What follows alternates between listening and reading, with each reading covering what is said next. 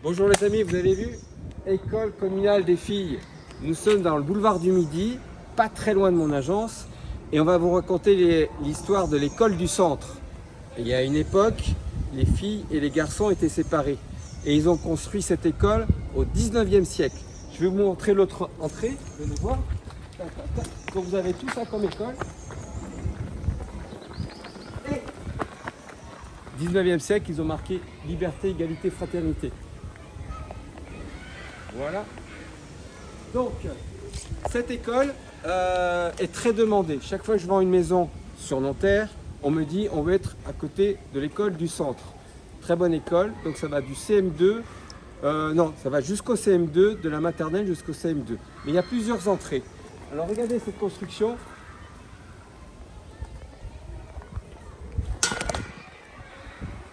Oui, tout va bien.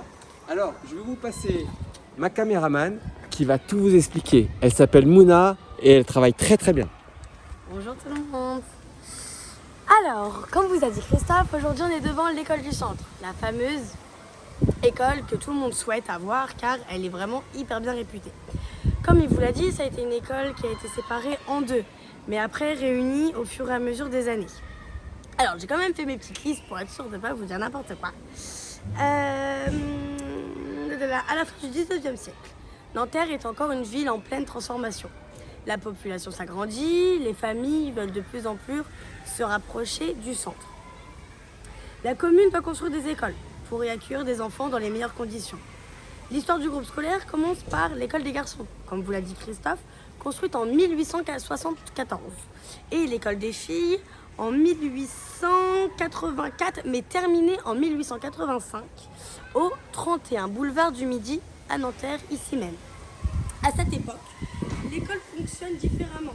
Aujourd'hui, les filles et les garçons sont souvent séparés et les espaces distincts. Ce lieu devient alors le groupe scolaire du centre, près du cœur de Nanterre. Pendant la Seconde Guerre mondiale, l'école traverse aussi des périodes difficiles.